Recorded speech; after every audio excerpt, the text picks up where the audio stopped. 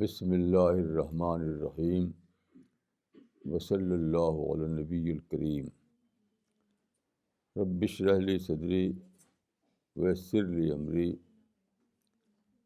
واحلل عقدۃ من لسانی یفقہوا قولی۔ آج کا ٹائٹل ہے لا تغضب کلچر۔ ایک حدیث میں ہے کہ لا تغضب، غصہ نہ کرو، اسی سے میں نے یہ ٹائٹل لیا ہے۔ لا تغضب کلچر کا مطلب ہے ڈونٹ بی اینگری کلچر۔ میں سمجھتا ہوں کہ یہ بہت ہی امپورٹنٹ بات ہے کہ ہم یہ جانیں کہ انسان کا سب سے بڑا دشمن غصہ ہے۔ جتنی بات بگڑتی ہے زندگی میں وہ سب غصہ کی وجہ سے بگڑتی ہے، اور جتنی بات بنتی ہے زندگی میں وہ اس وقت بنتی ہے جب کہ آپ اپنے غصے کو کنٹرول کر لیں۔ تو اس سلسلے میں کچھ حدیثیں، کچھ آیتیں پیش کروں گا یہ بتانے کے لیے کہ غصہ کو کنٹرول کرنا کتنا زیادہ اہم ہے انسان کے لیے۔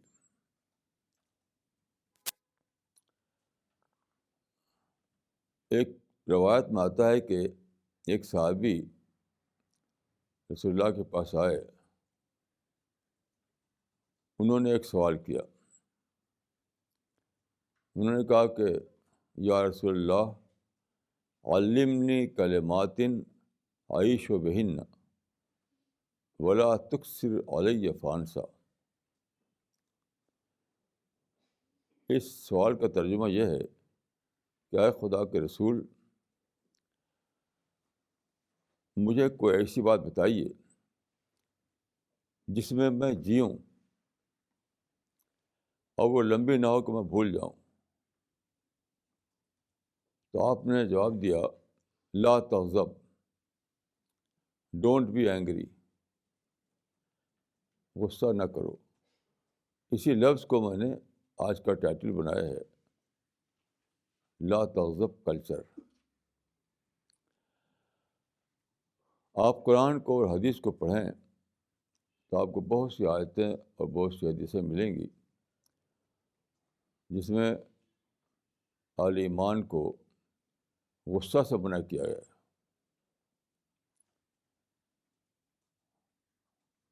بہت ہی شدت کے ساتھ منع کیا گیا ہے۔ مثلاً قرآن میں ہے کہ وَإِذَا مَا غَضِبُوا هُمْ يَغْفِرُونَ، جب غصہ آتا تو وہ معاف کر دیتے ہیں۔ یعنی آیا غصہ، لوٹایا کیا؟ معافی۔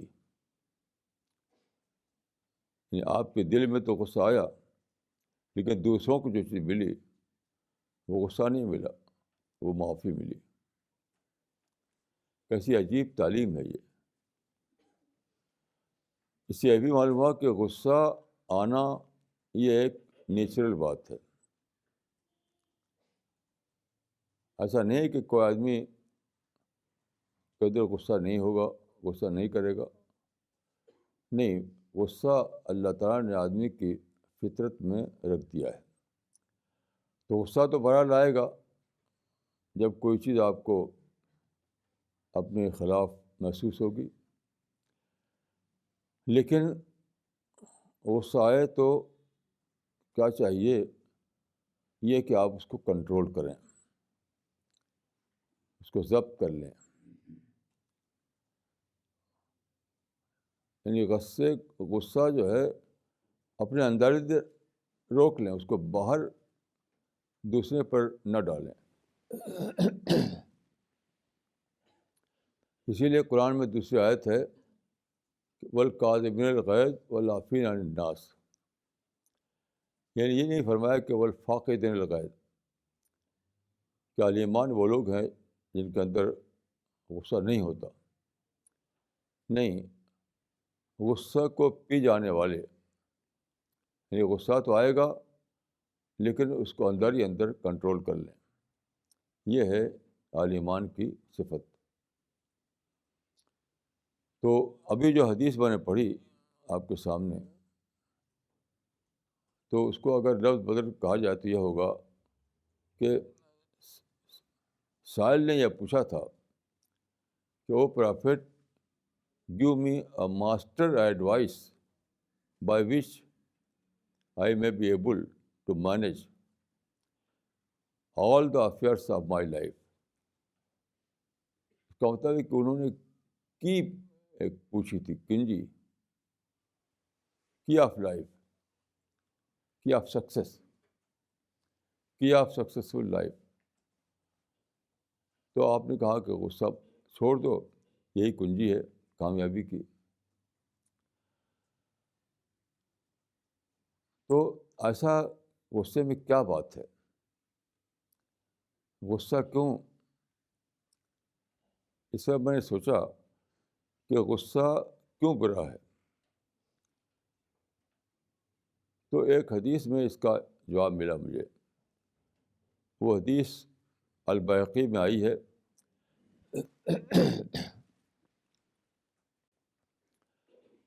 اس کے الفاظ یہ ہیں: ان الغضب لیشہد الایمان۔ غصہ آدمی کے ایمان کو بگاڑ دیتا ہے۔ ان الغضب لیشہد الایمان، غصہ آدمی کے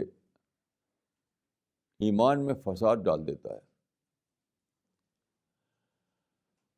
یہاں ایمان کا لفظ سادہ طور پر ایک رسمی عقیدہ کے معنی میں نہیں ہے، وہ ہے ڈیوائن وزڈم کے معنی میں۔ اس کا مطلب یہ ہوا کہ anger corrupts the divine wisdom, anger corrupts the divine wisdom. اللہ تعالیٰ نے آپ کے اندر جو ڈیوائن وزڈم رکھی ہے، جو فطرت سے ملتی ہے پھر ایمان سے ملتی ہے، وہ سب جپرڈائز ہو جاتی ہے غصہ آ جائے تو۔ دیکھیے، اس پر میں نے غور کیا تو میری سمجھ میں آیا کہ پہلا نقصان جو غصے کا ہوتا ہے وہ کیا ہے؟ رائٹ تھنکنگ ختم ہو جاتی ہے، رائٹ تھنکنگ ختم ہو جاتی ہے۔ جتنے بھی ہسٹری میں واقعات ہیں غصے کے، ان سب کو لے کر سوچیے، غصہ آیا، رائٹ تھنکنگ ختم۔ یہاں تک کہ قرآن کی ایک آیت سے یہ معلوم ہوتا ہے کہ پیغمبر کو بھی اگر غصہ آ جائے تو پیغمبر کا بھی اندر بھی نعوذ باللہ رائٹ تھنکنگ ختم ہو جاتی ہے۔ اس کی مثال حضرت یونس علیہ السلام کی ہے۔ حضرت یونس علیہ السلام پیغمبر تھے، وہ بھیجے گئے تھے دعوت کے لیے نینوا میں، جو عراق کا ایک شہر تھا۔ اس زمانے میں وہ سینٹر تھا عراق کا۔ تو وہاں پر انہوں نے دعوت دی، لوگوں نے نہیں مانا ان کی بات، تو جلد ہی وہ غصہ ہو کر وہاں سے چلے گئے، بستی چھوڑ دیا انہوں نے۔ تو قرآن میں یہ لفظ آیا ہے سورہ الانبیاء میں، وَظَنُّونَ إِذْ ذَهَبَ مُغَاضِبًا وَظَنَّ أَن لَّن نَّقْدِرَ عَلَيْهِ، یعنی he went out of anger، یعنی وہ غصے میں بستی چھوڑ کے چلے گئے۔ he went out of anger، تو کیا ہوا؟ یعنی اللہ تعالیٰ کو ان کا یہ فعل پسند نہیں آیا، وہ مچھلی کے پیٹ پہ چلے گئے، پھر انہوں نے معافی مانگی اور دوبارہ وہ نینوا واپس گئے، پھر وہاں دعوت دی انہوں نے۔ اب دیکھیے غصے سے کیا نقصان ہوا ان کو۔ غصے کا نقصان یہ ہوا کہ جو رائٹ تھنکنگ تھی اس معاملے میں، اس سے ان کا ذہن ہٹ گیا۔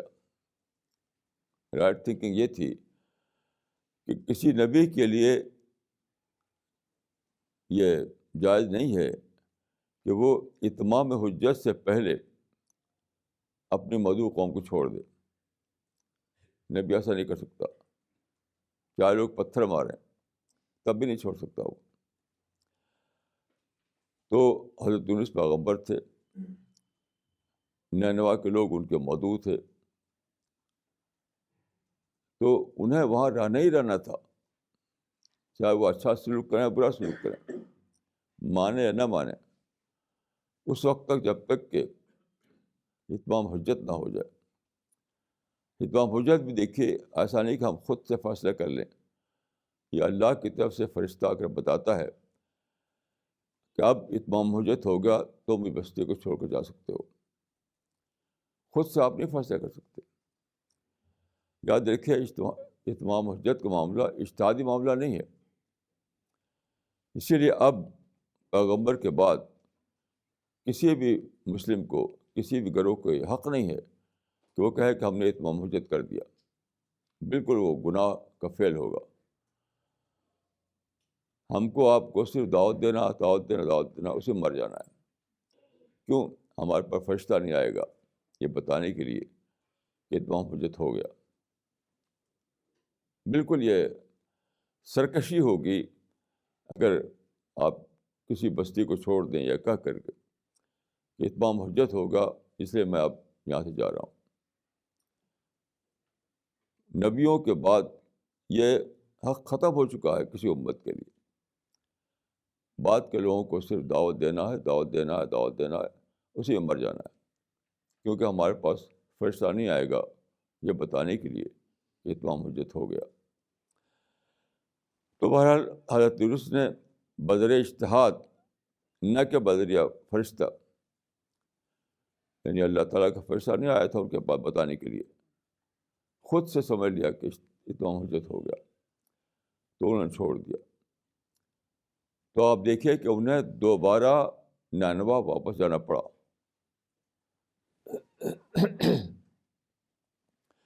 یہ تھا ایک مثال ہے، اگر پیغمبر کو بھی غصہ آ جائے تو اس کے بھی ڈیوائن وزڈم میں فرق پڑ جائے گا، وہ بھی رائٹ تھنکنگ نہیں کر پائے گا، وہ غلط فیصلہ لے لے گا۔ میں سمجھتا ہوں کہ یہ آخری مثال ہے جو ہمیں ڈرانے کے لیے کافی ہے کہ جب پیغمبر بھی اس میں ایگزمپٹڈ نہیں ہے کہ غصہ آئے تو رائٹ تھنکنگ چلی جائے، تو ہم کیسے اس سے بچے رہ سکتے ہیں؟ تو بہت ہی سنگین بات ہے یہ، اس کو جانیے۔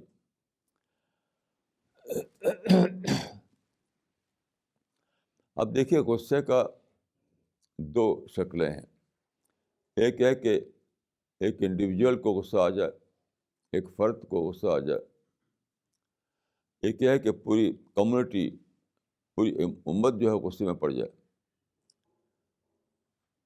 دو شکلیں ہوتی ہیں۔ تو انڈیویجول کا غصہ جو ہے اس کی ذات ہی کو نقصان دے گا، لیکن پورا گروہ، پوری امت اگر غصے میں آ جائے تو پوری امت کو نقصان اٹھانا پڑے گا اس کا۔ اب میں چند ایک مثال دیتا ہوں آپ کو، اور جیسا کہ میں نے عرض کیا، غصہ آنا غصہ آنا برا نہیں ہے، برا یہ ہے کہ آپ غصے کو کنٹرول نہ کریں، غصے کو ضبط نہ کریں، یہ برا ہے۔ تو ایک مثال میں دیتا ہوں آپ کو۔ ایک صحابی تھے مدینے کے باہر ایک قبیلہ تھا، اس نے اسلام قبول کیا، تو اس نے اپنے ایک آدمی کو بھیجا مدینہ کہ رسول اللہ کے پاس جاؤ، آپ کی صحبت میں بیٹھو اور کچھ دین سیکھ کر آؤ اور ہمیں بتاؤ۔ تو وہ آدمی آیا۔ اس وقت آپ ایک سفر میں تھے اور خیمے میں تھے آپ. تو خیمے میں لوگ جا رہے تھے, رسول اللہ اندر خیمے کے اندر تھے, تو لوگ جا رہے تھے, اس کے اندر داخل ہو رہے تھے. تو وہ آدمی جو آیا تھا باہر سے, اس نے اندر داخل ہونے میں تھوڑا جلدی کی کہ جلدی سے میں اندر پہنچ جاؤں. تو کسی شخص سے اس کا دھکا لگ گیا. تو دوسرا آدمی جو جس کو دھکا لگا تھا وہ غصہ آ گیا, اس کو غصہ آ گیا. غصے میں اس نے کہا لئن ضربتنی لاضربنک لئن دفعتنی لاطفانک. اگر تم پھر مجھے دھکا دو کہ میں تم کو دھکا دوں گا, تم مارو گے تو میں تم کو ماروں گا. غصے میں اس نے کہا. تو دوسرا آدمی غصہ نہیں ہوا, اس نے اس کو ایکسپلین کیا, کہا کہ دیکھو میں دور سے آیا ہوں, مجھے رسول اللہ سے کچھ سیکھنا ہے, تو میں کچھ لوگوں نے مجھے بھیجا ہے, میں جلدی کر رہا تھا تاکہ اگر وہاں اندر بھیڑ ہو جائے گی تو میں نہیں پہنچ پاؤں گا, تو اس لیے میں تھوڑا مجھ سے جلدی ہو گئی, اس کی وجہ سے تم کو دھکا لگ گیا. تو وہی آدمی جس نے پہلے غصے میں کہا تھا کہ میں تم کو ماروں گا, ایک دم اس کا موڈ بدل گیا, اچانک بدل گیا. اس نے کہا کہ واللہ لا انا شر من. پہلے اس نے کہا تھا یا اشر الرجال, وہی شخص کے منہ سے نکلا تھا یا اشر الرجال, اے بہت ہی زیادہ برے آدمی, اے لوگوں میں سب سے زیادہ برے آدمی. لیکن جب اس نے ایکسپلین کیا تو وہی شخص دوبارہ کہتا ہے کہ واللہ لا انا شر منک, خدا کی قسم میں ہی سب سے زیادہ برا ہوں, خدا کی قسم میں ہی سب سے زیادہ برا ہوں,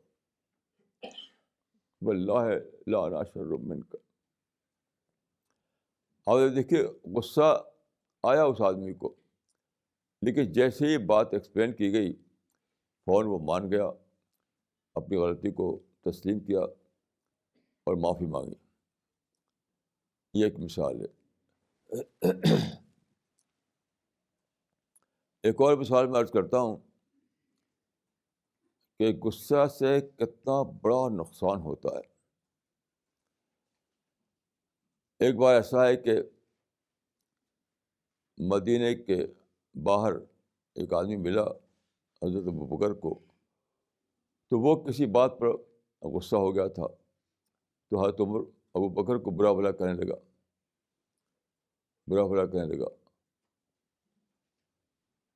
تو شروع میں حضرت ابوبکر چپ چاپ سنتے رہے, ان کے اندر جوابی غصہ نہیں آیا. وہاں رسول اللہ بھی تھے, تو کچھ دیر تک صبر کیا حضرت ابوبکر نے, پھر انہیں بھی غصہ آ گیا, جوابی غصہ آ گیا. اب انہوں نے اس کا جواب دینا شروع کر دیا اس آدمی کا. تو جیسے ہی حضرت ابوبکر بولے غصے میں, تو رسول اللہ وہاں سے چلے گئے. اب بات کو حضرت ابوبکر ملے رسول اللہ سے کہ آپ کیوں چلے گئے, جب تک وہ بول رہا تھا میں چپ تھا تب تو آپ تھے وہاں, جب مجھے بھی تھوڑا غصہ آ گیا میں بول دیا تو آپ چلے گئے. تو رسول اللہ نے فرمایا کہ جب تک تم بول نہیں رہے تھے, چپ تھے, تب تک تمہاری طرف سے فرشتہ جواب دے رہا تھا, اور جب تم بھی بول پڑے تم کو بھی غصہ آ گیا تو فرشتہ چلا گیا, اس لیے میں بھی وہاں سے چلا گیا. دیکھیے اس میں کیا بات ہے, یہ کوئی مسٹیریس بات نہیں ہے, یہ نہ سمجھیے کہ مسٹیریس ہے یہ بات, یہ بالکل ریشنلی انڈرسٹینڈیبل ہے. وہ کیسے؟ دیکھیے وہ آدمی جب بول رہا تھا برا بھلا کہہ رہا تھا اور حضرت ابوبکر چپ تھے, تو اس کا ضمیر اس سے کہہ رہا تھا کہ تم کیا کر رہے ہو، ایسے آدمی کو کہہ رہے ہو جو معصوم ہے، چپ چاپ ہے، کچھ کہتا نہیں، اور تم بولے چلے جا رہے ہو اس کو. تو اس کا ضمیر اس کو ملامت کر رہا تھا،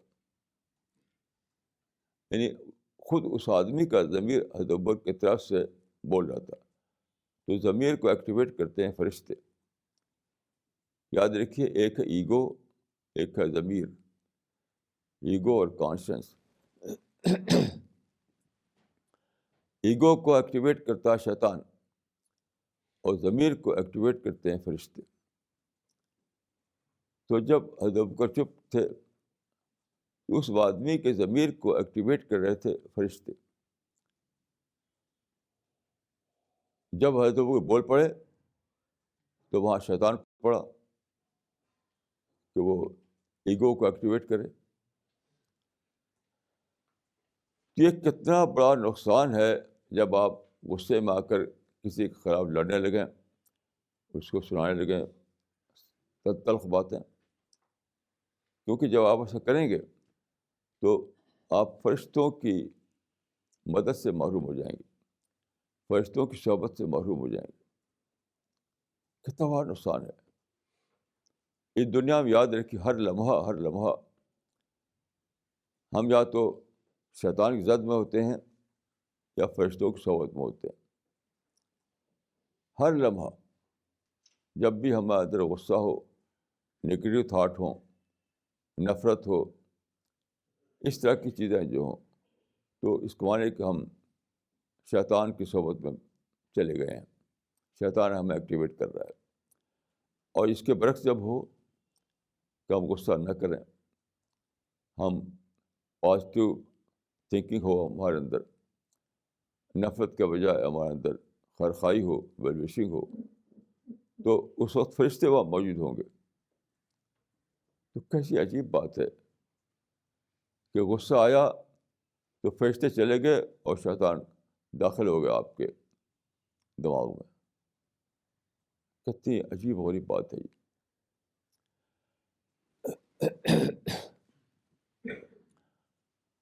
تو یہ یعنی بہت ہی زیادہ امپورٹنٹ ہے اسلام میں، بہت زیادہ امپورٹنس ہے اسلام میں اس بات کی کہ آدمی غصے پر کنٹرول کرے. ایک حدیث ہے، لیس الشدید بالسرعہ ان الشدید من یملک عند الغضب. یعنی طاقتور وہ نہیں ہے جو پچھاڑ دے لڑائی میں لڑ کر پچھاڑ دے. نہیں، طاقتور وہ ہے جو اپنے غصے کو کنٹرول کر لے، جو اپنے غصے کو کنٹرول کر لے. کیونکہ آپ لڑ کر کسی کو پچھاڑا آپ نے تو کیا کیا آپ نے؟ ایک آدمی کو اپنا دشمن بنا لیا. آپ غور کیجیے، اگر لڑ گئے اور آپ خود ہارے تو ذلت ہی ذلت ہے. لیکن فرض کہ آپ جیت گئے اور اس کو آپ نے پچھاڑ دیا، تب بھی بہت بڑا نقصان ہے. خام خواہ ایک شخص کو اپنا دشمن بنا لیا آپ نے. دشمن، ایک آدمی کے دل میں اپنی نفرت ڈال دی، تو کیا یہ کم نقصان ہے یہ؟ تو غصہ کے وقت اگر آپ بظاہر کامیاب ہوں تب بھی نقصان ہے، اور ناکام ہوں تب بھی نقصان ہے. یعنی غصہ آیا اور کسی سے لڑ گئے آپ، تو فرض کیے بظاہر آپ کامیاب ہو جائیں، تب بھی اس کو آپ نے اس کے اندر نفرت ڈال دی، اس کو اپنا دشمن بنا لیا. اس وجہ سے ہر حال میں مفید بات یہ ہے کہ آدمی غصے کو کنٹرول کرے، غصے کو کنٹرول کرے. تو یہ جیسا کہ میں نے عرض کیا، حدیث جو البیہقی میں ہے کہ غصہ آدمی کے ایمان کو میں فساد ڈال دیتا ہے. اس کا مطلب کیا ہے؟ Anger corrupts your divine wisdom. آپ کے اندر جو ڈیوائن وژڈم ہے اس کو غصہ جو ہے اس کو کرپٹ کر دیتا ہے، اس کو بگاڑ دیتا ہے. ڈیوائن یعنی رائٹ تھنکنگ ختم ہو جاتی ہے. آپ الٹے سیدھے فیصلے کرتے ہیں، اور جو اصل چیز جو ہے وہی آپ کی نظر سے اوجھل ہو جاتی ہے، جو اصل چیز ہے. جیسے دیکھیے ابھی کا جو آپ اخباروں میں دیکھتے ہوں گے کہ سلمان رشدی جس نے کتاب لکھی تھی سیٹرک ورسز، تو فتویٰ لگا اس کے خلاف، اس کو مار ڈالو. تو وہ چلا گیا برٹن. تو مسلمان مار تو نہیں پایا اس کو، لیکن یو کے نے اس کو بہت بڑی سیکورٹی دے دی. اس وقت وہ یو کے کی سیکورٹی میں رہتا ہے، اور جہاں مسلمان کی پہنچ نہیں سکتے. مسلمانوں کے لیے پہنچنا ان کے بس سے باہر ہے. تو کیا ملا آپ کو فتویٰ لگانے سے؟ کچھ بھی نہیں ملا. اب رشدی کو انوائٹ کیا جے پور کے کسی آرگنائزیشن نے کوئی فنکشن میں شرکت کرنے کی، تو اس کے لیے دھوم مچی ہوئی ہے کہ اس کو روکو، انڈیا میں نہ آنے پائے. تو اس پر میرا ایک آرٹیکل چھپا ہے انگریزی اخبار میں، آج ہی چھپا ہے یہ. اس میں ہے نو تھاٹ کرائم. اس کا ٹائٹل میرے مضمون کے سے جملہ نکال کر ٹائٹل لگایا ہے نو تھاٹ کرائم. دیکھیے دنیا میں ایک تصور بن گیا ہے اسلام کے بارے میں، بہت ہی برا تصور. پھر کتاب چھپی ہے، میرے پاس کتاب موجود ہے، آپ آ کر دیکھ سکتے ہیں کہ اسلام تھاٹ کرائم میں بلیو کرتا ہے. یعنی سوچنا بھی جرم ہے اسلام کے نزدیک، پنشبل جرم. کیسا عجیب غریب ہے، ہمارے فعل سے کتنی بڑی بدگمانی ہو رہی ہے. مدینے میں ایک شخص تھا، اس کا نام تھا عبداللہ ابن ابی. وہ رسول اللہ کے خلاف بہت زیادہ بہت بات کرتا رہتا تھا، سازش کرتا تھا. تو اس کو لوگوں نے چاہ کے مار ڈالے. تو رسول اللہ نے کہا کہ نہیں. تو آپ نے یہی فرمایا کہ لوگ یہ کہیں گے کہ اسلام تھاٹ کرائم میں بلیو کرتا ہے. یعنی اس نے تلوار چلائی نہیں ہے، وہ جو ہمارا آپ کا ہاتھ پاؤں توڑا نہیں ہے، اس نے کوئی بم تو ڈالا نہیں ہمارے اوپر، صرف اپنے منہ سے کچھ باتیں بولتا ہے، تو اس پر ہم مار کے ڈالیں گے اس کو. تھاٹ کرائم کا مطلب ہے کہ سوچ کو جرم سمجھنا، سوچ کو جرم سمجھنا، سوچنا یا بولنا اپنی سوچ کے مطابق اس کو جرم سمجھنا. جرم کا مطلب ہے یعنی پنشبل کرائم سمجھنا اس کو. تو یہ جو مسلمانوں میں چلا ہوا ہے، کوئی کارٹون چھاپے تو مار ڈالو اس کو، کوئی کتاب چھاپے تو مار ڈالو اس کو. اس کو معنی ہے کہ اسلام کو جو یہ لوگ بتائیں دنیا کے سامنے کہ اسلام کیا ہے، اسلام یہ ہے کہ سوچ کو وہ جرم قرار دیتا ہے، پنشبل جرم. حالانکہ ہے نہیں، یہ تو اسلام پہ الزام ہے. اسلام کے مزاج کا اصول قصاص پر قائم ہے. قصاص معنی ہے برابر کا بدلہ. قصاص برابر کا بدلہ، یعنی اگر کوئی شخص لفظ بولا آپ بھی لفظ بولیے، کتاب لکھی آپ بھی کتاب لکھیے، تقریر کی آپ بھی تقریر کیجیے. اگر کسی نے کسی کو قتل کیا تو آپ اس کو قتل کیجیے. برابر کا بدلہ، قصاص کے معنی برابر کا بدلہ. یہ اسلام کا کتنا دس یعنی عقل میں آنے والا اصول ہے کہ برابر کا بدلہ. جو اس نے کیا وہ تو آپ بھی کر سکتے ہیں، اس سے آگے نہیں جا سکتے آپ. اس نے کچھ لفظ بولا ہے تو آپ تلوار چلائیں، یہ اسلام میں نہیں ہے. برابر کا بدلہ. کتاب چھاپی آپ بھی ایک کتاب لکھیے، اسٹیٹمنٹ دیا ہے آپ بھی ایک اسٹیٹمنٹ دیجیے.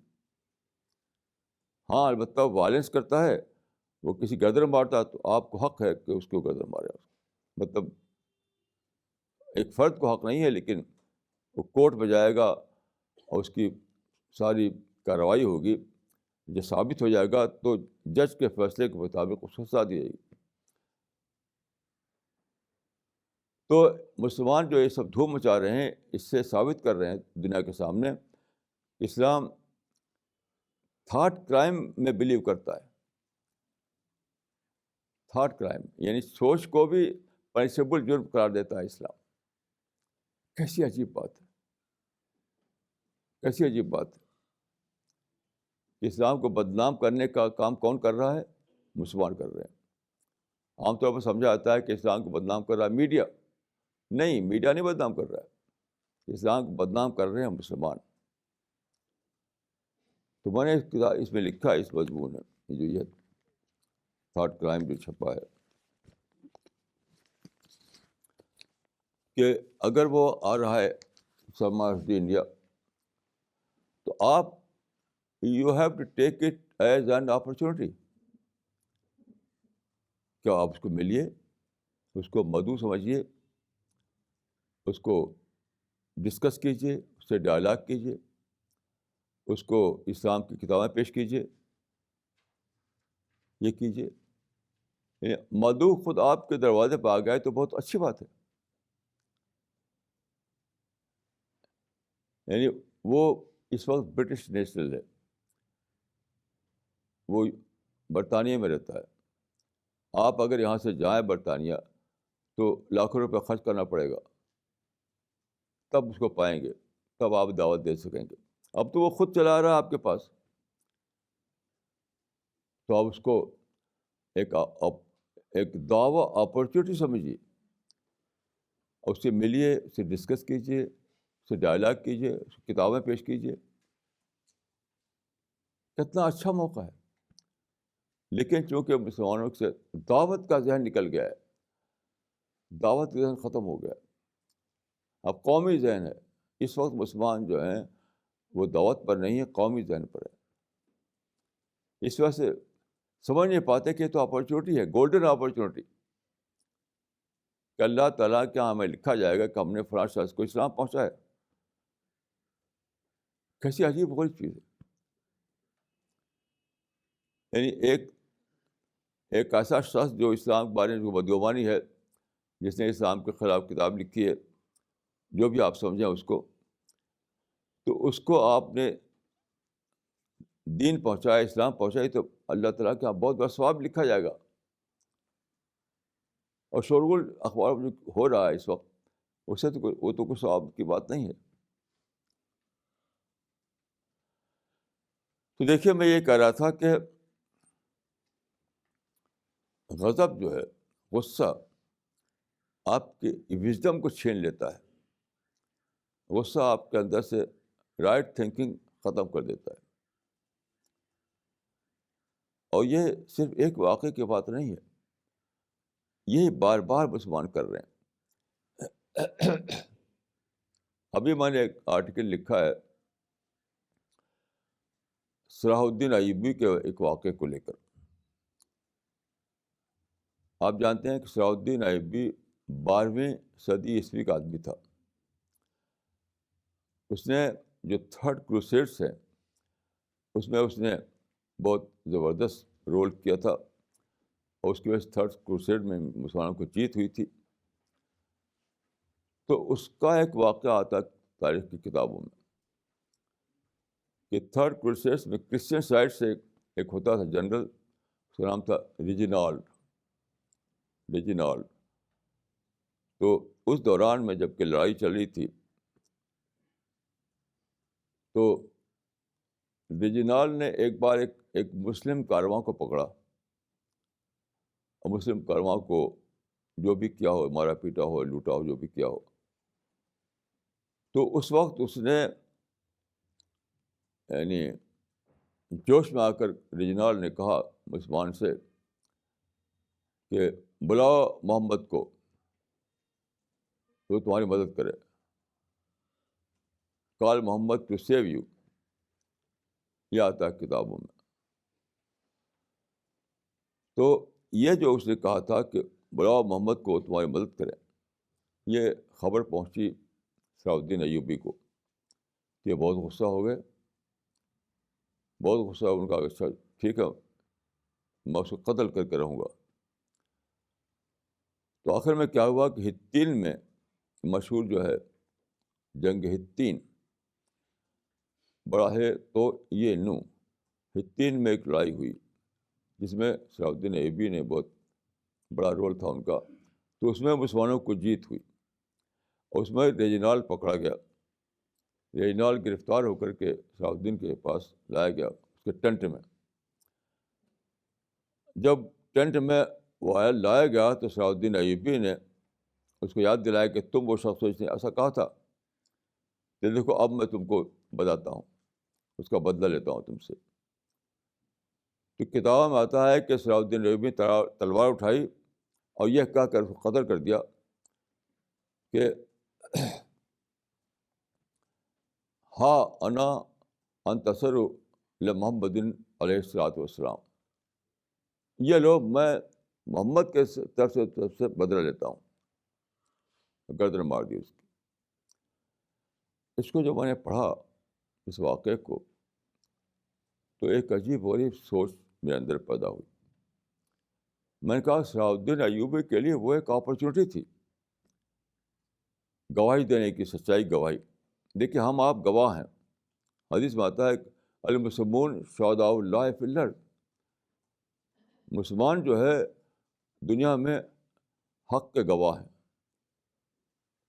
جب کوئی موقع ہو تو کھڑے ہو کر بتائیں کہ سچائی یہ ہے, یہ باطل ہے, یہ حق ہے. تو اس وقت کیا معاملہ تھا دیکھیے, اس پر غور کیجیے. ریجنال نے جب یہ کہا تھا کہ بلاؤ محمد کو, تم کو بچائیں مجھ سے, اس کے دماغ میں کہیں گھسا ہوا ہوگا کہ مسلمان محمد کو سمجھتے ہیں کہ ان کے اندر کوئی ڈیوائن پاور ہے, خدائی طاقت ہے, جیسا کہ عام طور پر ہوتا ہے دوسرے مذہبوں میں. تو مسلمان بھی یہی سمجھتے ہوں گے, اس لیے اس کی جملہ نکلا زبان سے کہ محمد کو تو سمجھتے ہو کہ تمہارے سیویئر ہیں, تو بچانے والے ہیں, تو بلاؤ بچائیں اس کو. یہ اس کا ایک باطل خیال تھا, فاسد خیال تھا. ایسا اسلام میں کوئی تعلیم نہیں ہے. کیونکہ قرآن میں ہے کہ انما انا بشر مثلکم یوحی الی انما الہکم الہ واحد, کہ میں ایک بشر ہوں. یہ فرمایا پیغمبر نے, میں ایک بشر ہوں. صرف اتنی سی بات ہے کہ میرے پر وحی آتی ہے اللہ تعالیٰ کی طرف سے, اس لیے کہ میں اس کو تم تک پہنچاؤں. باقی طاقت, اختیار, قدرت یہ سب اللہ کا حصہ ہے, مجھے کسی چیز کی قدرت حاصل نہیں ہے.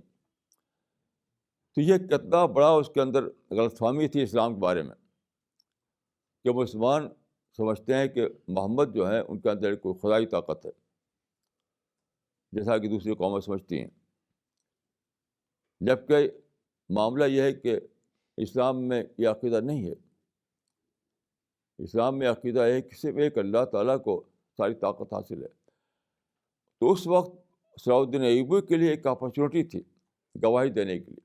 وہ کھڑا ہوتا کہ میں گواہی دیتا ہوں کہ طاقت صرف ایک اللہ کو ہے, محمد اللہ کے رسول ہیں, وہ خدا نہیں ہے. علماء کو بٹھاتا کہ سمجھاؤ اس کو, ریجنال کو, اس کی غلط فہمی دور کرو.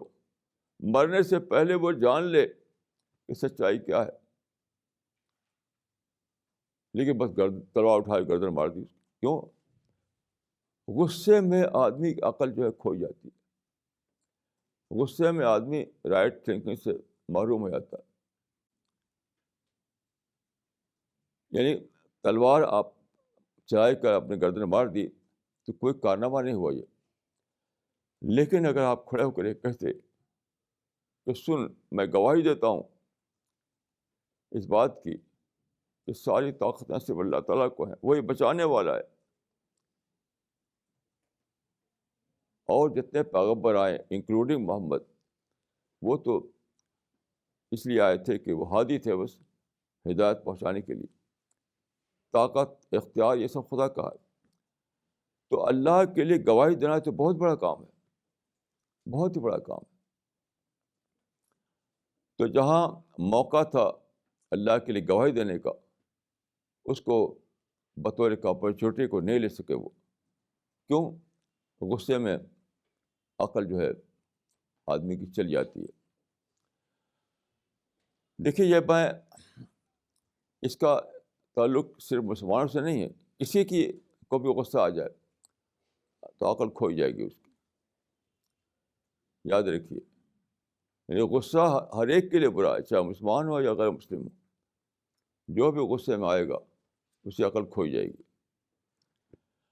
اس کی تازہ مثال میں دیتا ہوں آپ کو. تازہ مثال یونائٹیڈ اسٹیٹس آف امریکہ کی ہے. آپ جانتے ہیں کہ 9/11 کا جو واقعہ ہوا تھا، اس کے بعد امریکہ کے لیڈر غصہ ہو گئے بہت، کیونکہ وہ جو ٹاور تھا نیو یارک میں، وہ میں نے دیکھا ہے، اس میں چڑھا بھی ہوں. وہ امریکہ کا پرائڈ تھا، وہ امریکہ کا پرائڈ تھا وہ.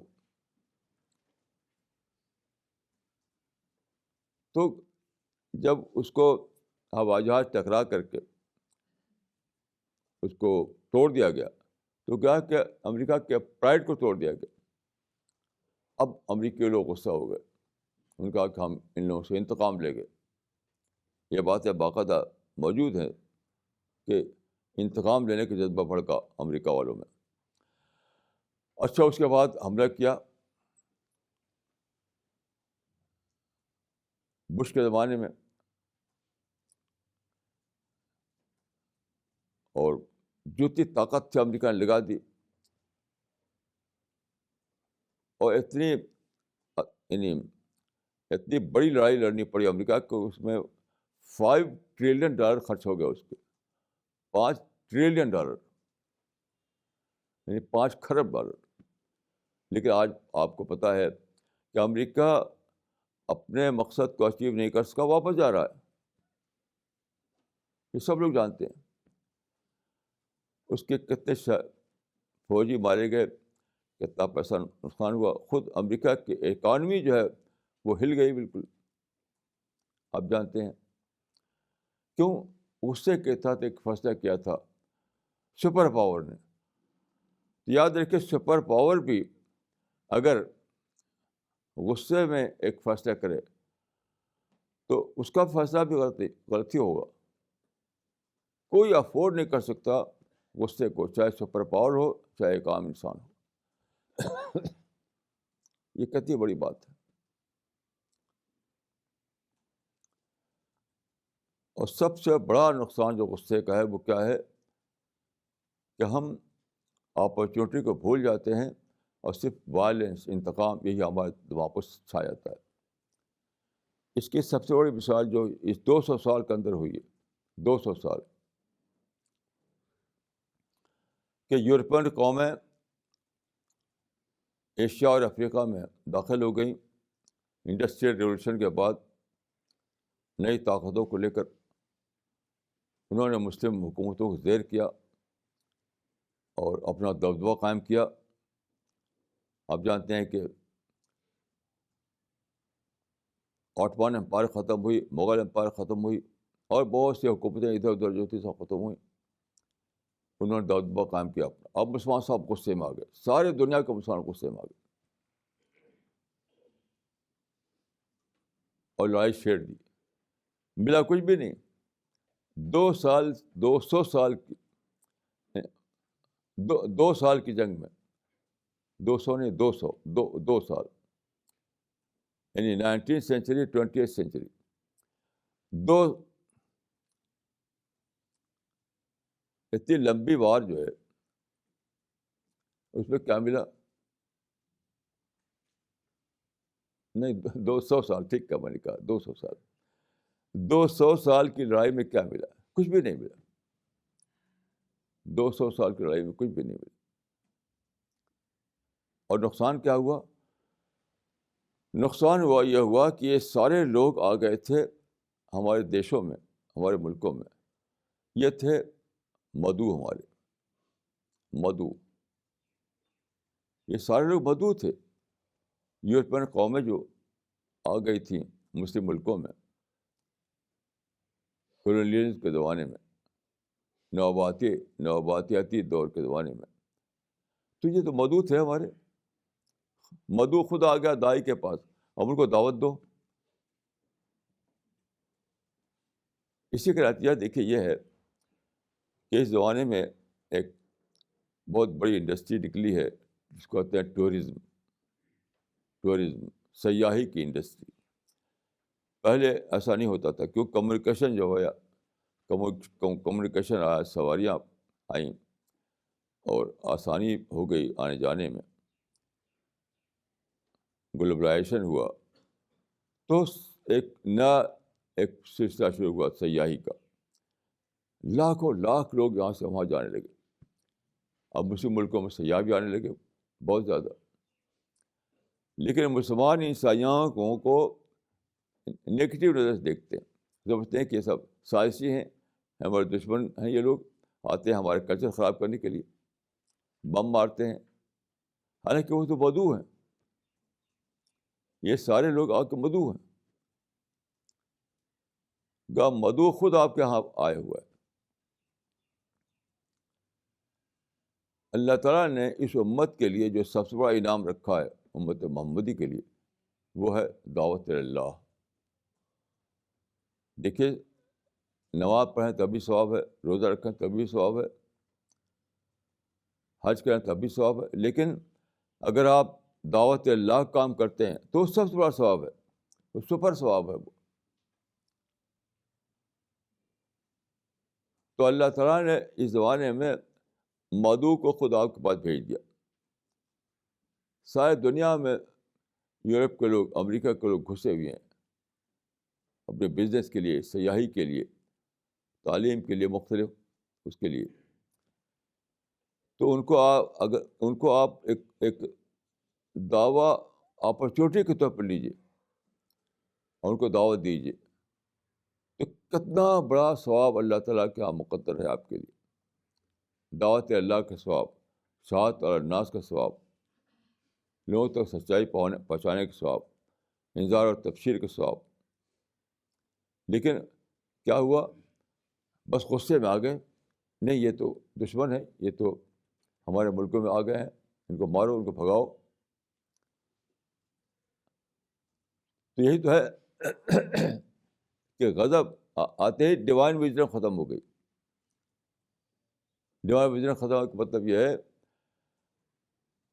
کہ مواقع کو صرف مسئلے کے روپ میں دیکھنے لگے, اپرچونیٹی کو صرف پرابلم کے روپ میں دیکھنے لگے. کتنا بڑا نقصان ہے, کتنا بڑا نقصان ہے. جو میں نے کہا کہ anger corrupts the divine wisdom, اس کی مثال دیکھ لیجیے آپ, کہ جو چیز تھی ایک بہت بڑی اپرچونیٹی, اس کو آپ نے کیا لے لیا, بہت بڑے پرابلم کے روپ میں. اپرچونیٹی کو پرابلم کے روپ میں دیکھنے لگے, پھر کیا ملا آپ کو, نفرت, violence, gun culture, bomb culture, یہاں تک کہ آخر میں سوسائڈ بامنگ. یہ سب غصے کے کھاتے میں جاتا ہے. غصہ آیا, عقل چلی گئی. اس لیے ہمارے مشن کا ایک بہت بڑا جز یہ بھی ہے, ہمارا مشن دعوت اللہ کا مشن ہے, اللہ کے بندوں کو سچائی کا پیغام پہنچانے کا مشن ہے. لیکن ضروری ہے کہ ہم خود اپنے آپ کو غضب سے بچائیں اور دوسروں کو بھڑکا کر غضب نہ کریں, ورنہ کچھ کام نہیں ہوگا, کچھ بھی کام نہیں ہوگا. آج ہی میں اخبار میں پڑھ رہا تھا کہ ایک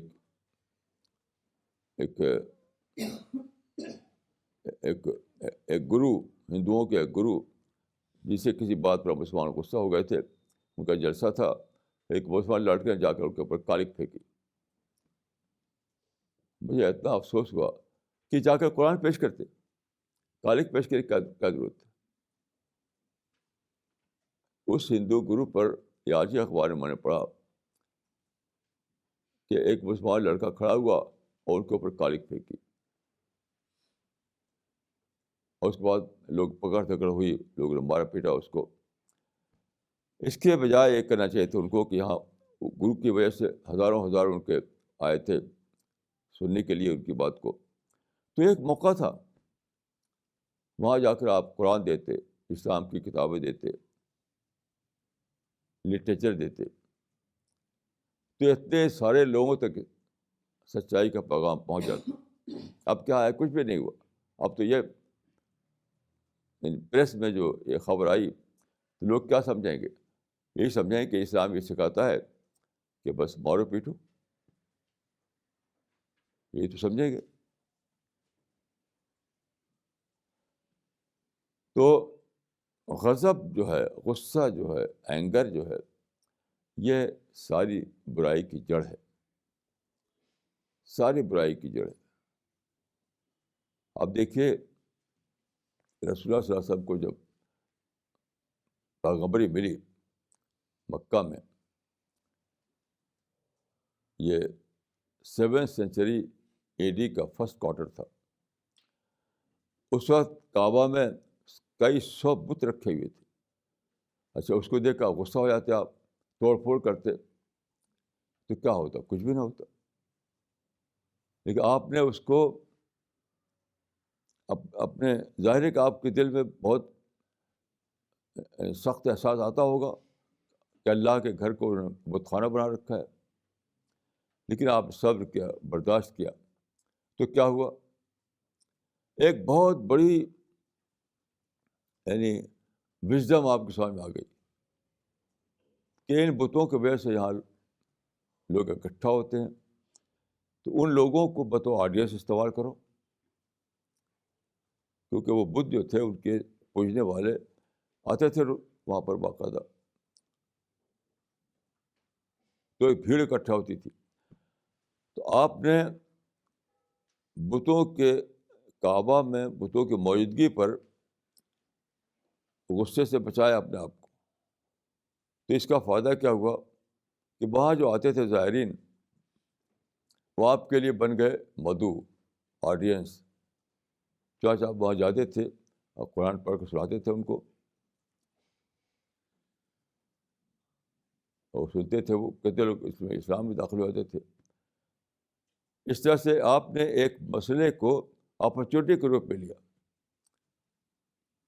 یعنی رسول اللہ صلی اللہ علیہ وسلم نے ایک پرابلم کو کنورٹ کیا اپرچونیٹی میں. آج کیا ہے؟ آج مسلمان الٹا کر رہے ہیں، اپرچونیٹی کو کنورٹ کر رہے ہیں پرابلم میں. کیسی عجیب بات ہے. جس پیغمبر کی ہم نعت خوانی کرتے ہیں، جس پیغمبر کو ہم یعنی بہت بڑا درجہ دیے ہوئے ہیں، اس کی جو سنت ہے، اس کا جو طریقہ ہے، اس نے جو نمونہ ہم کو دیا، وہ کیا ہے نمونہ؟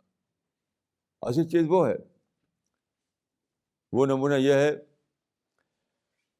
کہ پرابلم کو کنورٹ کرو اپرچونیٹی میں. لیکن آج کل کے مسلمان کیا کر رہے ہیں؟ ساری دنیا میں ہی کر رہے ہیں، اپرچونیٹی کو کنورٹ کر رہے ہیں پرابلم میں. کیوں؟ غصے کی وجہ سے ان کی ڈیوائن وزڈم چھن گئی ہے.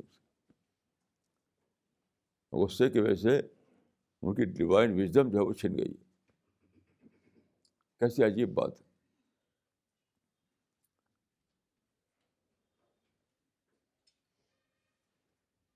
حدیث بتاتا ہے کہ غصہ جو ہے وہ الغضب من الشیطان، غصہ شیطان کی وجہ سے آتا ہے. شیطان ایکٹیویٹ کر کے آپ کو تو غصہ پیدا کرتا ہے. تو آپ دیکھیے کہ اسلام میں یہ تعلیم دی گئی کہ اللہم انی اعوذ بک من الشیطان الرجیم کہو جب تمہارے اندر کوئی برا خیال آ جائے. تو غصہ آئے تو یہی کرنا چاہیے. غصہ آئے تو سمجھے کہ شیطان گھس آیا. غصہ آیا ہے تو سمجھے کہ شیطان گھس آیا. اور پھر یہی پڑھیے اللہم انی اعوذ بک من الشیطان الرجیم.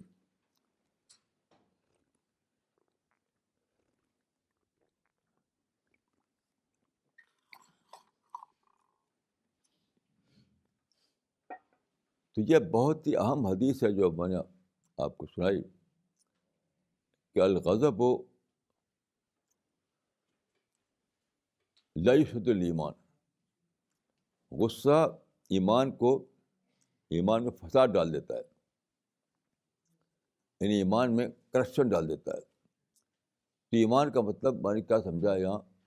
ڈیوائن وژڈم، ربانی عقل، ربانی سوچ، ربانی مزاج، ربانی ذہن، ربانی تھنکنگ.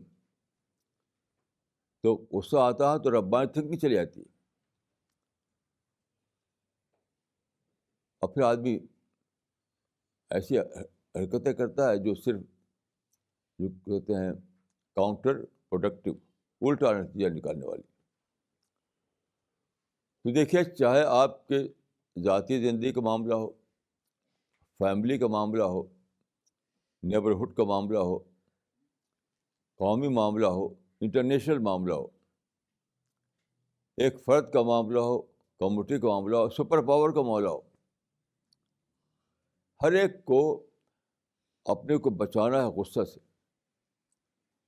کسی کے لیے بھی غصہ مفید نہیں ہو سکتا، کسی کے لیے بھی نہیں، سپر پاور کے لیے بھی نہیں. تو اس کو لوگ دیکھیے، ایک بات میں عرض کروں گا کہ جو معروف حرام ہے اس کو لوگ جانتے ہیں کہ خنزیر حرام ہے تو اس کو نہیں کھائیں گے، اس کا گوشت. شراب حرام ہے تو شراب نہیں پئیں گے. لیکن کیونکہ ان لفظوں میں کہ لکھا ہوا نہیں کہ غصہ حرام ہے، جس طرح خنزیر کے لیے لکھا ہوا ہے، تو ہم سمجھتے ہیں کہ غصہ جو ہے آ گیا تو آ گیا. یعنی جس طرح سے خنزیر کے گوشت سے آدمی بچاتا ہے اپنے آپ کو، اس سے وہ غصے سے نہیں بچاتا.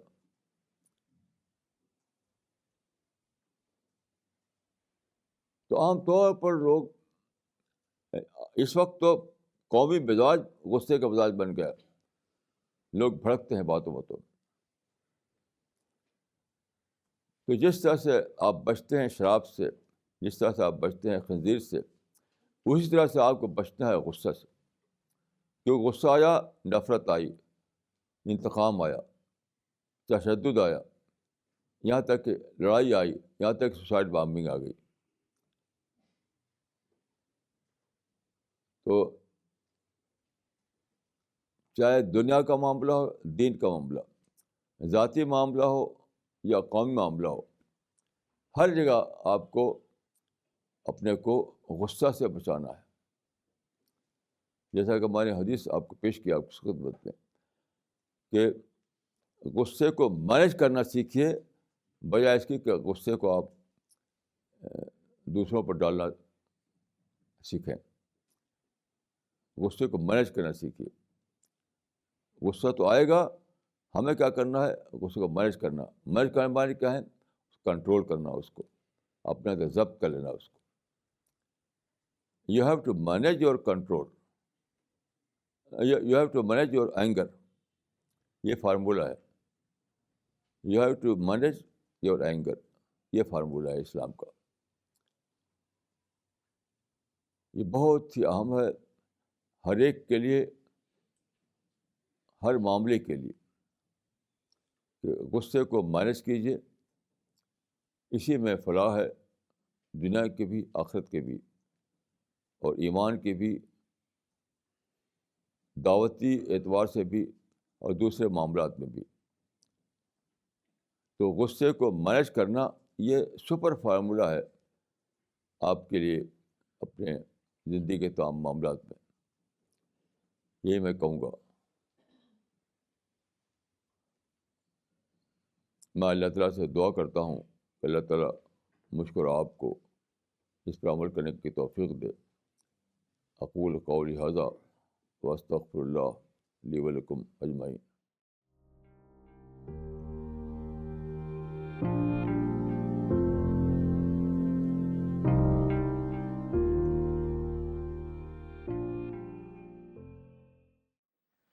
مولانا یہ سوال آیا ہے تمل ناڈو سے مولانا فرحاد احمد سلفی صاحب کا.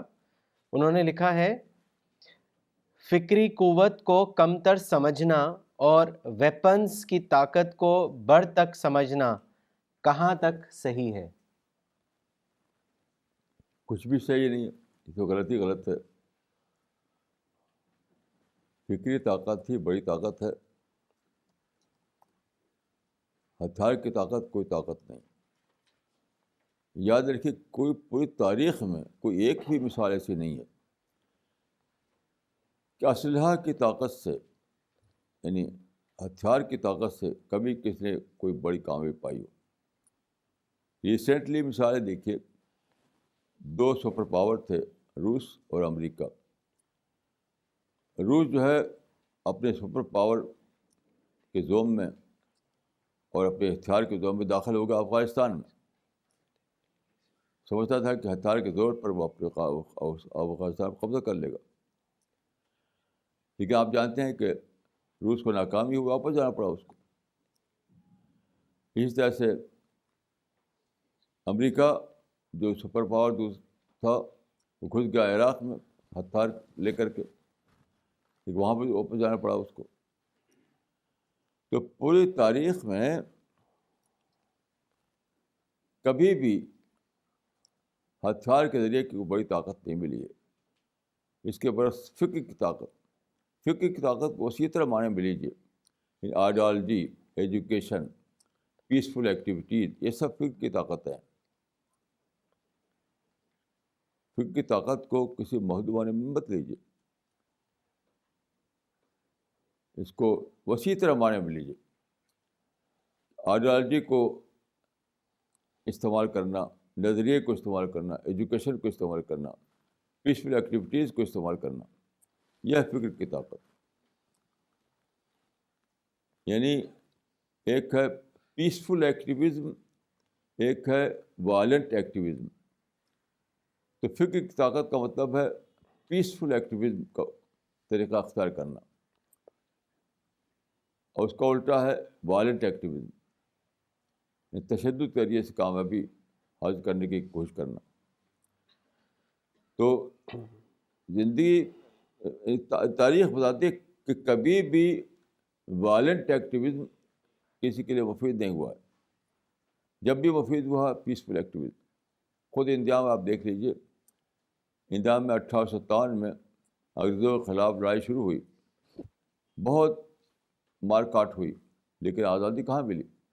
آزادی ملی جب مہاتما گاندھی نے نان وائلنس کا طریقہ اختیار کیا.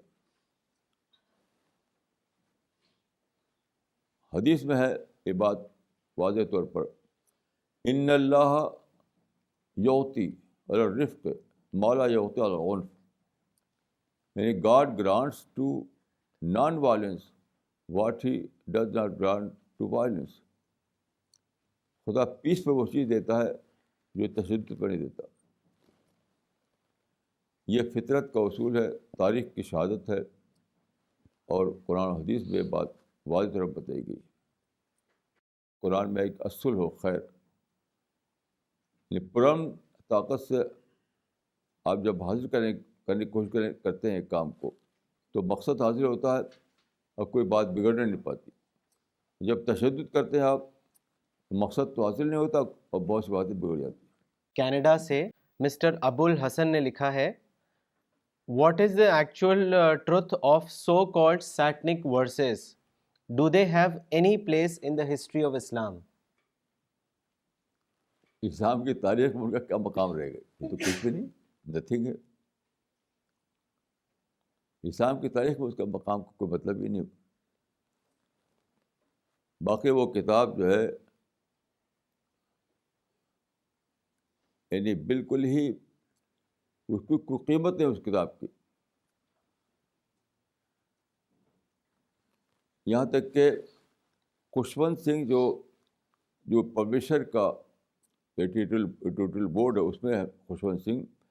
انہوں نے کہا تھا کہ وہ کتاب جب میرے پاس آئی، پڑھنے کے لیے دیتے ہیں ایڈیٹرس کو، تو میں سمجھا کہ یہ پلاٹ اس کا اتنا ردی پلاٹ ہے، اتنا یعنی اس کا ناول کا جو پلاٹ ہوتا ہے، یہ تو فلاپ ہو جائے گی، چلنے والے نہیں ہے. لیکن مسلمان جو شورغل کیا تو وہ خوب دھوم سے بکنے لگی, سپر سیلر بن گئی. تو کچھ بھی نہیں اس میں ایک یعنی بیہودہ زبان کہیں کہیں استعمال کی گئی ہے. وہ صرف اسلامی کے نہیں, دوسروں کے لیے بھی استعمال کی گئی ہے. کوئی ویلو اس کی نہیں, یعنی لٹریری ویلو کچھ بھی نہیں ہے اس کی, کچھ بھی اس کی لٹریری ویلو نہیں. لیکن شورغل جو کیا گیا اس کے خلاف, اس کی وجہ سے وہ بکنے لگی. تو بہرحال میں سمجھتا ہوں کہ مسلمانوں کو سبق لینا چاہیے. ایک بے قیمت چیز بھی اس کے خلاف شورغل کیا جائے. تو یہ میڈیا کا زمانہ ہے, میڈیا میں آتی ہے باتیں اور وہ اس کو لوگ سمجھتے ہیں اس سے کیا چیز پڑھنا چاہیے, اس کو لے کر کے لوگ خریدنے لگے اس کو. تو سیٹنک ورسز جو ہے وہ اس کی کوئی نہ تو لٹرلی ویلیو ہے, نہ کوئی ہسٹوریکل ویلیو ہے, نہ کوئی ریشنل ویلیو ہے. صرف مسلمانوں کے شور و غل سے اس کو ایک اہمیت مل گئی میڈیا کے تھرو, یہ میں کہوں گا. مولانا اگلا سوال کراچی پاکستان سے آیا ہے مسٹر عبد اللطیف صاحب کا. انہوں نے لکھا ہے, بعض مسلمان کہتے ہیں کہ چونکہ حدیث میں بہت گڑبڑ ہوئی ہے لہٰذا ہم حدیث کو نہیں مانتے بلکہ صرف قرآن کو مانتے ہیں جو شک اور شبہ سے پاک ہے. مولانا صاحب میرا سوال یہ ہے کہ کیا حدیث کو نہ مانتے ہوئے قرآن پر عمل کیا جا سکتا ہے, اور کیا ایسے مسلمان قرآن پر عمل کرنے والے قرار پائیں گے؟ وضاحت فرمائیں. دیکھیے یہ بات غلط ہے کہ حدیث گڑبڑ ہوئی ہے. گڑبڑ تو ہر چیز میں ہوتی ہے, لیکن علماء اس کو چھانٹتے ہیں, گڑبڑ کو الگ کرتے ہیں, صحیح بات کو الگ کرتے ہیں. گڑبڑ کیا ہے؟ کچھ گڑبڑ نہیں ہے. حدیث پر علماء نے جو کام کیا ہے وہ بہت ہی زیادہ عام ہے, اور موضوع قصے کہانیاں ہر چیز میں شامل ہو جاتی ہیں, ہر چیز میں. دنیا کے کوئی واقعہ ایسا نہیں اس میں بناوٹی قصے کہانی شامل نہ ہو جائے. تو علماء اس کو الگ کرتے ہیں, اسکالرس جو اس کو الگ کر دیتے ہیں, جو اصل بات ہے اس کو الگ کر دیتے ہیں. تو حدیث پر بہت کام ہوا, بہت کام ہوا, بہت کام ہوا, اور محدثین نے اور علماء نے آخری زمانے میں علامہ نصر الدین البانی نے اس کو چھانٹ کر الگ کر دیا ہے سب, صحیح احادیث کو اور غیر صحیح احادیث کو. 12 جلدوں میں کتابیں ہیں, انہوں نے سلسلۃ الاحادیث صحیحہ, سلسلۃ الاحادیث ضعیفہ. تو 30 سال کی محنت کے بعد انہوں نے سارا کام کر دیا. یہ بات غلط ہے کہ حدیث میں گڑبڑ ہوئی ہے, کچھ بھی گڑبڑ نہیں ہوئی ہے. علماء نے اس کو چھانٹ کر الگ کر دیا بات چیزوں کو, یہ صحیح نہیں ہے. اور جو آدمی یہ کہے کہ میں حدیث کو نہیں مانتا, قرآن کو مانتا ہوں, وہ اسلام سے اس کا کوئی تعلق نہیں. اس میں شک نہیں کہ وہ اسلام سے اس کا کوئی تعلق نہیں. اسلام نام ہے قرآن سنت دونوں کا. آپ کے 2 بیٹے ہوں, آپ اس بیٹے کو مانتا ہوں, اس کو نہیں مانتا, وہ میرا بیٹا نہیں, تو آپ کی فیملی میں کیا آپ کا حال ہوگا؟ تو جب خود قرآن سے ثابت ہے کہ مومن کو قرآن کی بات یہ ماننا ہے, رسول اللہ کی سنت کی ماننا ہے, اطیعوا اللہ و اطیعوا الرسول, یہ صاف صاف ہے. تو کیسے آپ ایک کو مان کے چھوڑیں گے ایک کو؟ قرآن میں یہ بھی ہے کہ قل ان کنتم تحبون اللہ فاتبعونی یحببکم اللہ, یعنی حب الہی کا معیار بتائیے کہ تم رسول اللہ کی اطاعت کرو. اس میں کوئی شک نہیں کہ حدیث کو بھی ماننا ہے, قرآن کو بھی ماننا ہے, اور گڑبڑ کا جو نظریہ بالکل غلط ہے, یہ کوئی گڑبڑ نہیں ہے. مجھے تو حدیث سے اتنا ایمان ملتا ہے کہ میں بیان نہیں کر سکتا. حدیث کو پڑھتا ہوں, وہ پڑھ کر کے عجیب ایک انسپریشن ملتا ہے اور سچائی کی دریافت ہوتی ہے. پتہ نہیں وہ کون لوگ ہیں جو حدیث میں گڑبڑ دیکھتے ہیں. بار یہ نظریہ بالکل باطل نظریہ ہے, میں اس کو نہیں مانتا. مولانا اگلا سوال آیا ہے تمل ناڈو سے مولانا اقبال عمری صاحب کا. انہوں نے لکھا ہے, مسلمان دعوت کا کیوں کم تر اندازہ کرتے ہیں, اس کی کیا وجہ ہے؟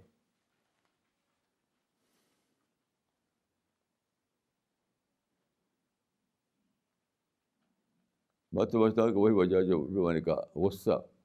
اس وقت مسلمان جو ہے سب غصے میں ہیں. جی، غصہ کا مطلب یہ ہے کہ ہر ایک کو دشمن سمجھے ہوئے ہیں کہ اسرائیل ہمارا دشمن ہے، امریکہ ہمارا دشمن ہے، وہ ہمارے خلاف سازش کر رہے ہیں، وہ ہم کو نیچا دکھانا چاہتے ہیں. یعنی یہ چھایا ہوا دماغوں پر. اس کی وجہ سے دعوت کا کام ان کو سمجھ میں نہیں آتا، اور گولی اور بم زیادہ سمجھ میں آتا ہے. تو اصل رات جو ہے، میں سمجھتا ہوں کہ کچھ واقعات سے غصہ ہو کر کے جو مسلمانوں میں منفی سوچ آ گئی، وہ ریکارڈ بن گئی دعوت کی اہمیت کو سمجھنے میں.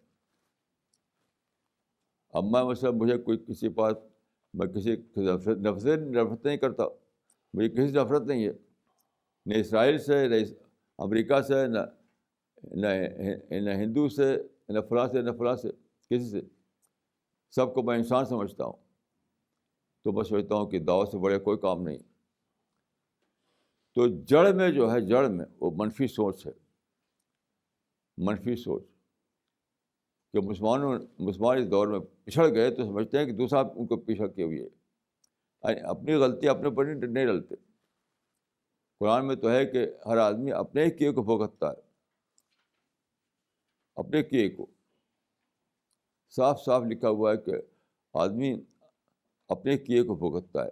کسی کی سازش سے، کسی دشمنی سے کوئی نقصان نہیں ہوتا اس کا. لیکن مسلمانوں مطلب ان کے رہنماؤں نے یہ غلط ذہن ڈالا. سب سے برا رول میں رہنماؤں کا ہوا اس زمانے میں. جتنے رہنما اٹھے سب رد عمل میں اٹھے. مجھے ایک بھی رہنما نہیں معلوم اس دور کا، اس 200 سال کے اندر، جو رد عمل میں نہ اٹھاؤ. سب رد عمل. تو رد عمل سے کیا ہوتا ہے؟ نگیٹو تھنکنگ آتی ہے، پھر کیا تشدد آتا ہے، اور ساری چیزیں آتی رہتی ہیں اسی میں. اور پھر جب یہ سب ہوگا تو ظاہر ہے کہ دعوت اللہ کوئی اہمیت نظر نہیں آئے گی. آپ مجھے ایک واقعہ یاد آتا ہے کہ میں ایک مرتبہ میوات میں تھا. تو میوات میں ایک بند بن رہا تھا. اس میں بہت سے میواتی بطور مزدور کام کر رہے تھے. وہ مسلمان تھے سب کے سب. تو 2 گروپ تھے، کسی وجہ سے جھگڑا ہو گیا، اور جھگڑا ہوا تو لاٹھیاں اٹھ گئیں. تو میں گیا، ایک داڑھی والے مسلمان تھے اس میں میواتی. ان سے میں نے کہا کہ دیکھیے صاحب، یہ بھی مسلمان، وہی مسلمان، آپ لوگ یعنی لڑنا چاہتے ہیں اور لاٹھیاں چلانا چاہتے ہیں، یہ تو اسلام میں جائز نہیں ہے. آپس کی لڑائی اسلام میں جائز نہیں ہے. تو کچھ قرآن حدیث میں نے سنایا. تو وہ داڑھی والے کیا کہتے ہیں، چلو مولوی اس وقت ہم کو قرآن میں سناؤ، اس وقت ہم کو انتقام لینا ہے. تو جب نفرت آ جائے، انتقام آ جائے، تو قرآن حدیث کو لے کے کوئی سوچتا نہیں. پھر اپنے اس میں سوچتا ہے، اپنے منفی جذبات ہی اس کے لیے واحد رہنما بن جاتے ہیں. یہ سب کس نے کیا ہے؟ عام مسلمانوں نے نہیں، یہ رہنماؤں نے کیا ہے. رہنماؤں نے مسلمانوں کو یہ سب سنا کر کے یہ دشمن ہے، وہ دشمن ہے، وہ دشمن ہے، وہ دشمن ہے، یہ سب خبریں دیں رہنماؤں نے مسلمانوں کو. تو ساری ذمہ داری رہنماؤں کی ہے. اس 200 سال میں جو رہنما اٹھے، انہوں نے نہ منفی بول کر مسلمانوں کو منفی بنا دیا. اس کی وجہ سے دعوت ان کے ذہن سے اس کی اہمیت نکل گئی. مولانا اگلا سوال لینے سے پہلے ایک کامنٹ پڑھنا چاہتے ہیں جو آیا ہے. مسٹر آشیش دیانی نے لکھا ہے دلی سے. انہوں نے لکھا ہے, In relation to your article in Times of India and your statement on Deoband issue, which was covered in India Today, the subject you chose to think upon and the way you critically analyze it makes you a thinker of this age, way above the people who only exploit past philosophy to take us nowhere. Thank you, Maulana Sahab, for your generous service to the society. مولانا اگلا سوال لیتے ہیں جو آیا ہے چنئی سے مولانا اسرار الحسن صاحب کا. انہوں نے لکھا ہے مولانا کیا توبہ کا دروازہ کسی کے لیے ہم بند کر سکتے ہیں؟ یہ تو سوچنا بھی کفر ہے کہ ہم بند کر سکتے ہیں. یعنی خدا کے ڈومین میں داخل ہونا ہے. کیسے کوئی ہمت کرتا ہے یہ کہنے کی؟ توبہ کا دروازہ کھولنا اور بند کرنا دونوں اللہ کے اختیار میں ہے، ہمارے اختیار میں نہیں ہے. آج کل کے لوگ بہت آسانی سے داخل ہو جاتے ہیں خدا کے ڈومین میں. مثلا فتویٰ دیتے ہیں، تکفیر کا فتویٰ. میں نزدیک کہ خدا کے ڈومین میں داخل ہونا ہے. آپ کو حق نہیں تکفیر کا فتویٰ دینے کا. یہ کافر ہے، یہ منافق ہے، یہ فاسق ہے، یہ دشمن ہے. آپ کو کیا حق ہے کہنے کا؟ یاد رکھیے یہ سب خدا کے ڈومین میں داخل ہونا. آپ کے حق، آپ کو کیا کرنا ہے؟ دعوت، نصیحت، تلقین، وعظ، بس. نہیں تو دعا. یعنی دعوت اور نصیحت کے بعد اگر آپ سمجھتے ہیں کچھ اور کرنا تو وہ دعا کیجیے. باقی فتوے دینا، لڑنا بھڑنا اور اسٹیٹمنٹ جاری کرنا، یہ سب خدا کے ڈومین میں داخل ہونا جس کی اجازت کسی کو نہیں ہے. پیغمبر کو بھی نہیں ہے کہ خدا کے ڈومین میں داخل ہو جائے وہ، اور دوسروں کو کیسے ہو سکتی ہے؟ مولانا اگلا سوال آیا ہے مس سائرہ لطیف کا کراچی پاکستان سے. انہوں نے لکھا ہے اکثر مسلم خواتین اس بات پر بہت زیادہ زور دیتی ہیں کہ اسلام میں عورت کو صرف آنکھیں کھلی رکھنے کی اجازت ہے. میرا سوال یہ ہے کہ اس قسم کی پابندی میں ایک مسلم عورت کو دعوت اور اصلاح کے کام میں کافی مشکل پیش آ سکتی ہے. کیا واقعی اسلام کا مسئلہ ہے یا مسلمانوں کا کلچر ہے؟ وضاحت فرمائیں. یہ بلا شبہ مسلمانوں کا کلچر ہے. آج کل جو تصور پردے کا اور برقعے کا ہے، اس کا اسلام سے کوئی تعلق نہیں، کوئی بھی تعلق نہیں. اسلام میں جو پردہ ہے وہ کیا ہے؟ سادہ لباس، ڈھیلا ڈھیلا لباس، اور یہ زیب زینت نہیں، اور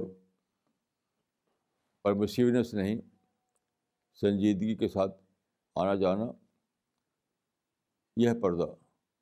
باقی یہ جو پردہ نکلا آج کل، وہ اسلامی پردہ نہیں.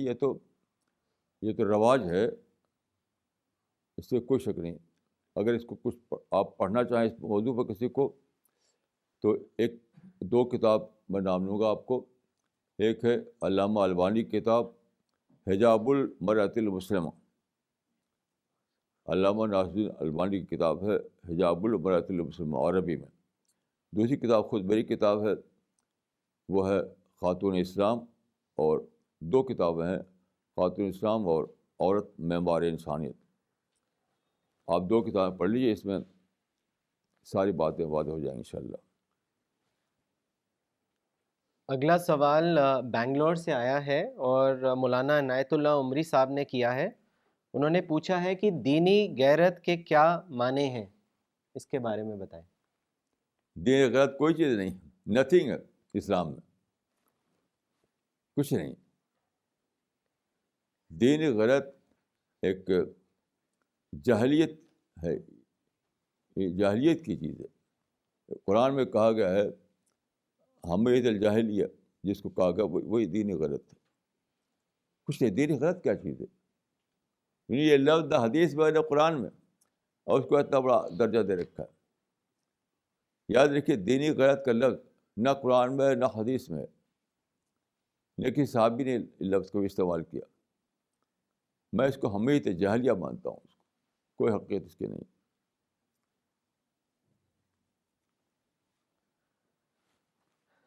اگلا سوال کیا ہے مولانا اقبال عمری نے تمل ناڈو سے. انہوں نے لکھا ہے ذاتی محاسبہ میں سکون ملتا ہے اور غیر کے محاسبے سے سٹریس پیدا ہوتا ہے، کیا یہ صحیح ہے؟ ہاں، یہ بات بالکل صحیح ہے. اس کی وجہ دیکھیے یہ ہے، یہ بہت گہری بات ہے. یہ بہت زیادہ گہری بات ہے. لیکن آدمی جب محاسبہ کرتے ہیں انٹراسپیکشن کو، انٹراسپیکشن، تو جب آدمی اپنا محاسبہ کرتا ہے تو کیا ہوتا ہے، وہ اس وقت وہ فرشتوں کی صحبت میں ہوتا ہے.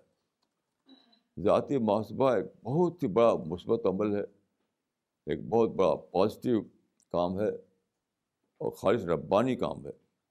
اس میں اللہ کا خوف ہوتا ہے اور آخرت کی پکڑ ہوتی ہے. یہ سب باتیں دل میں آتی ہیں تو آپ اپنا محاسبہ کرتے ہیں. تو وہ سارا کام فرشتوں کی صحبت میں ہوتا ہے. جو آدمی صحیح معنوں میں ذاتی محاسبہ کرتا ہے تو فرشتے جوک درجوک اس کے پاس آتے ہیں. ظاہر ہے کہ اس میں سکون تو آئے گا، لیکن جب دوسرے کے خلاف آپ بولتے ہیں تو وہ تو خالص شیطانی کام ہے. آپ غور کیجئے، یعنی قرآن میں جو ابلیس کا اور آدم کا قصہ بیان کیا ہے، اس میں اتنے آسپیکٹس ہیں کہ میں سوچتا ہوں کہ شاید ساری آسپیکٹ میں شامل ہیں، سارے آسپیکٹ. سب سے پہلے کس نے یہ کام کیا ہے؟ شیطان نے، کہ اللہ کے خلاف نعوذ باللہ بولا. وہ کہ کسی کے خلاف بولنا، یعنی اپوزیشن کی بولی بولنا، یہ تو شیطانی کام ہے. یعنی شیطان نے یہ ٹریڈیشن ہے، اس کو شیطان نے شروع کیا سب سے پہلے، کہ کسی کے خلاف بولنا، جھنڈا لے کھڑا ہونا. تو شیطان نعوذ باللہ اللہ کے خلاف جھنڈا لے کھڑا ہو گیا. تو جو لوگ اپوزیشن کا کام کرتے ہیں، کہ خلاف جھنڈا لے کے کھڑے ہوتے ہیں اور دوسرے کے خلاف تقریریں کرتے ہیں، ان کو بہت زیادہ ڈرنا چاہیے. یہ تو شیطانی کام ہے، اور وہ شیطان کی صحبت کی وجہ سے وہ کیفیت ہوتی جو آپ نے فرمایا. تو جس آدمی کو ذاتی محاسبہ کی توفیق ملے، اس کو بہت شکر ادا کرنا چاہیے. اور جو آدمی دوسرے کے محاسبے میں پڑا ہوا ہے، اس کو یعنی پناہ مانگنا چاہیے اللہ تعالیٰ سے کہ میں شیطان کے چکر میں پڑ گیا تھا اور خدا میری توبہ قبول کر.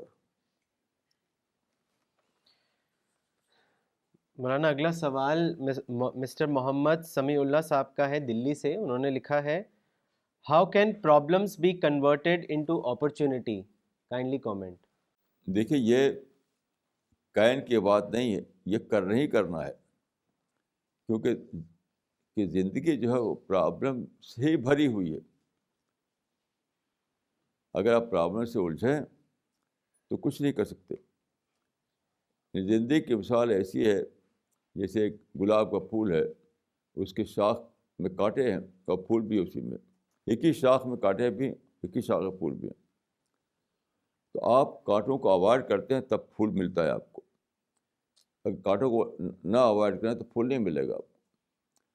یہ اللہ تعالیٰ نے زندگی کا نمونہ دکھا دیا ہے کہ زندگی میں کانٹے رہیں گے، پرابلم رہیں گے.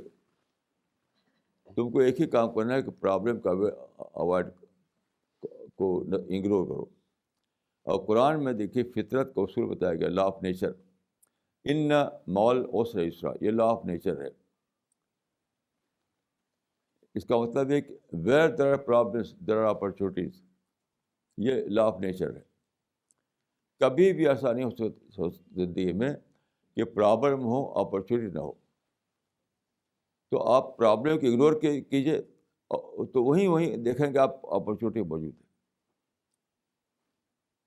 یہ کوئی اس پر میں نے بہت زیادہ لکھا ہے. میری جو کتابیں ہیں، یہ راز حیات، تعبیر حیات، رہنما حیات، کتاب زندگی، وہ سب یہی تو ہے. اس میں اس کی تفصیل جس کو جاننا ہے وہ کتابوں کو پڑھے.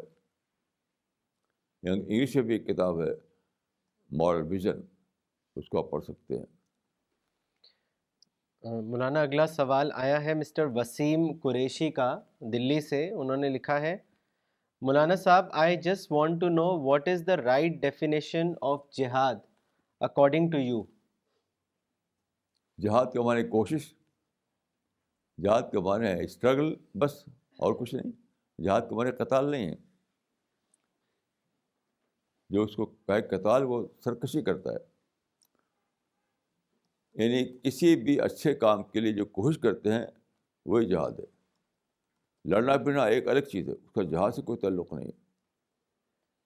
میں ایک ہی آیت آپ کو بتاؤں، قرآن میں جا کے پڑھیے آپ، سورہ الفرقان میں، وَجَاهِدْهُمْ بِهِ جَهَادًا كَبِيرًا. بِهِ کا مطلب بالقرآن، وَجَاهِدْهُمْ بِالقرآن جَهَادًا كَبِيرًا، یعنی قرآن کے ذریعے جہاد کرو، جہاد کبیر. تو آپ جانتے ہیں قرآن جو کوئی تلوار تو نہیں، بندوق تو نہیں، بم نہیں. تو قرآن کے ذریعے جہاد کا مطلب کیا ہوگا؟ یعنی پیسفل کوشش، یہ مطلب بنے گے.